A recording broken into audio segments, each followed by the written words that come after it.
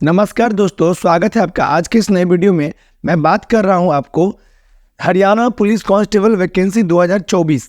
ये जो दोस्तों फॉर्म आया है हरियाणा पुलिस का, इसमें आपको जो वैकेंसी है वो कितना है इसके बारे में सबसे पहले बता देता हूं आपको।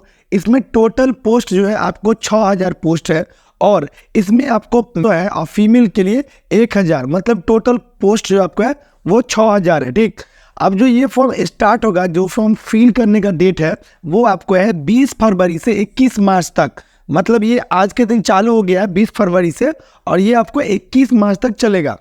इसमें जो दोस्तों पेमेंट की बात करें तो यहाँ जो पेमेंट है वो आपको 0 है। मतलब ये जो फॉर्म आप लोग भरेंगे इसमें आपको कोई पेमेंट नहीं कटेगा, कोई चार्ज आपको नहीं कटेगा। तो जो भी कैंडिडेट है, चाहे वो हरियाणा के हो चाहे वो अदर स्टेट, किसी भी अदर स्टेट के हो, उनको कोई पेमेंट नहीं कटेगा। तो जो भी कैंडिडेट ये चीज़ फॉर्म भरना चाहते हैं हरियाणा कांस्टेबल का, वो आराम से इस फॉर्म को भर सकते हैं। इसके बाद यहाँ पे जो आपको एज लिमिट के बारे में बता दूं आपको, यहाँ जो एज लिमिट है वो आपको है 18 से 25। मगर एक चीज़ और यहाँ पर दिया गया है कि जिसका एज लिमिट की बात हम कर रहे हैं तो उसमें आपको एज रिलैक्सन भी मिलेगा। ठीक है, मतलब आपको 3 साल या 5 साल का एज रिलैक्सन भी मिलेगा। इसमें आप जब इसका फुल नोटिफिकेशन जब इसके डिटेल में जाके पढ़ेंगे तो आपको पता चलेगा कि आपको जनरल को और ओबीसी को कितना मिलता है एज रिलैक्सन। सपोज दैट अगर 18 आपको यहाँ पे लिखा हुआ एज लिमिट 18 से 25, तो अगर आप सपोज दैट जनरल से आते हैं तो 25 में आपको लगभग 3 या 4 साल का एज रिलैक्सन मिलेगा, और अगर आप ओबीसी में आते हैं तो आपको 4 या 5 साल का एज रिलैक्सन मिलेगा।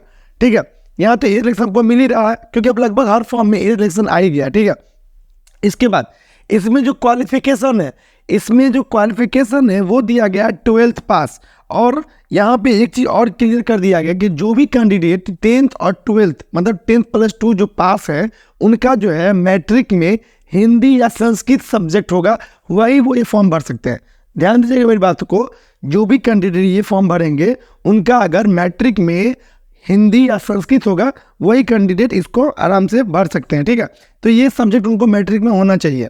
अब हम लोग बात कर रहे हैं कि इसमें जो सीट है, तो जनरल के लिए कितना सीट है, एससी के लिए कितना है, बीसी के लिए कितना है, बीसी एबीसी और ई जो बीसी है मतलब एबीसी 1 और एबीसी 2 उसके लिए कितना है, और ईडब्ल्यूएस के लिए कितना है। ठीक है, तो जो भी कैंडिडेट है, जो मेल कैंडिडेट है, उनके लिए जनरल में 1800 सीट है, एससी में 900 सीट है, और आपको बीसी 1 में आपको 700 सीट है, और बीसी 2 में आपको 400 सीट है। और ईडब्ल्यूएस है, मतलब ईडब्ल्यूएस तो आप लोग समझ ही गए होंगे, जो भी जनरल कैंडिडेट होते हैं और उनको 10% का आरक्षण मिलता है, तो उनको जो है आपको ईडब्ल्यूएस में भी मतलब आपको 500 सीट मिल जाएगा ईडब्ल्यूएस में। ठीक है, अनरिजर्व में तो है ही, जनरल के लिए उसमें 10% आरक्षण वाला ईडब्ल्यूएस है तो उसमें भी 500 सीट है। ठीक है, अब कांस्टेबल में फीमेल की हम बात कर रहे हैं, तो जो जनरल कैंडिडेट है उसमें आपको 360 है। इसके बाद यहाँ पे एससी है तो उनको है आपको 180, बीसी 1 मतलब ईबीसी 1 है तो उनको 140, बीसी 2 है तो उनको है 80, और ईडब्ल्यूएस है तो उनको है 100। ठीक है, फीमेल कैंडिडेट की मैं बात कर रहा हूँ।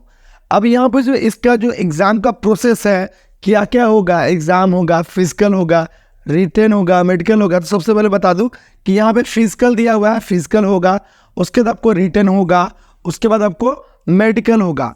और एक चीज़ दोस्तों मैं भूल गया था आप लोगों को बताना, यहाँ पे जो कैंडिडेट एनसीसी क्वालिफाई है, जिनका A grade, B grade, C grade जो डिग्री मिलता है उन लोग को, तो जो भी कैंडिडेट एनसीसी क्वालिफाई होंगे तो उनको यहाँ पे ज़्यादा बेनिफिट मिलने वाला है, क्योंकि जब फॉर्म आप फिल करेंगे ना तो वहाँ पूछा जाएगा कि आप एनसीसी कंप्लीट है या एनसीसी पास है, कौन से ग्रेड से पास है। अगर आप वहाँ पे फिल करते तो उससे थोड़ा सा आपको बेनिफिट मिलेगा एग्जाम में, आपका जो कट ऑफ वगैरह जो जाएगा उसमें आपको बेनिफिट मिलेगा एनसीसी के थ्रू, अगर एनसीसी आप रखते हैं तो, या एनसीसी आपका होगा तो। अब चलिए बात करते हैं सिलेबस का। यहाँ पे सिलेबस जो दिया गया है वो दिया गया है कि 100 को क्वेश्चन रहेगा आपको, और इसमें जो आपका जो क्वेश्चन का मार्क होगा वो 94.5 होगा। ठीक है, 94.5 मार्क्स। ठीक है, इसके बाद इसमें आपको जो ये दिया गया है टाइमिंग, इसके में जो चलेगा, जो एग्ज़ाम का टाइमिंग होगा, मतलब जो टाइम दिया जाएगा वो आपको कितना है, 105 मिनट। ठीक है, और एक चीज़ और यहाँ सबसे बड़ी बात क्या दिया गया, नो निगेटिव मार्क।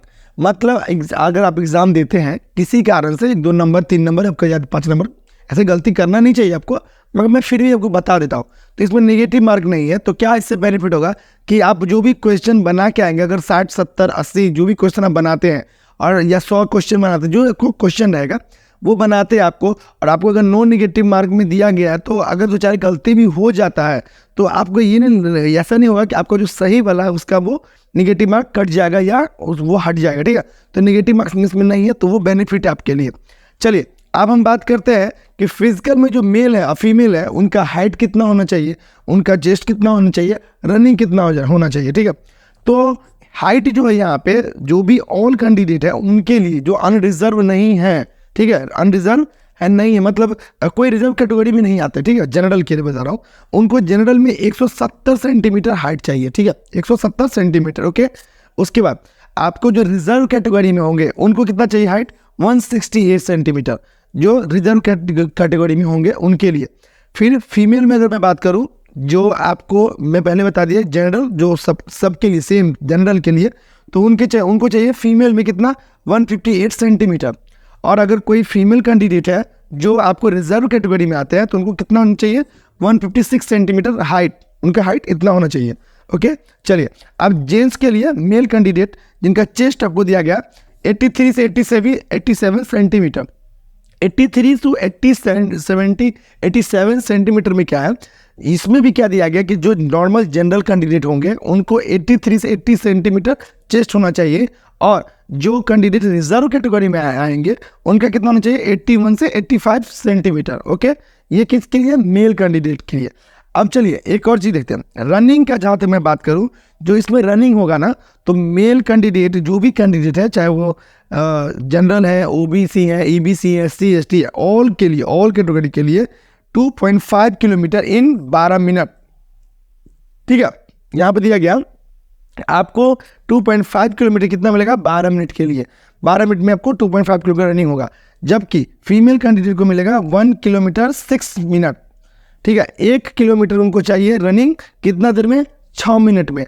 तो दोस्तों जो भी मैंने आपको इसके बारे में बताया है, जितना भी डिटेल मैंने बताया है, आगे इसके बारे में फॉर्म कैसे फिलअप होगा, कैसे इस फॉर्म को हम लोग भरेंगे, वो भी मैं आपको आज, जैसे कि मैंने नोटिफिकेशन दिया तो कल मैं आज का वीडियो भी डाल ही दूंगा कि आपको जो ये फॉर्म है कैसे आपको भरना है स्टेप बाय स्टेप इसके बारे में।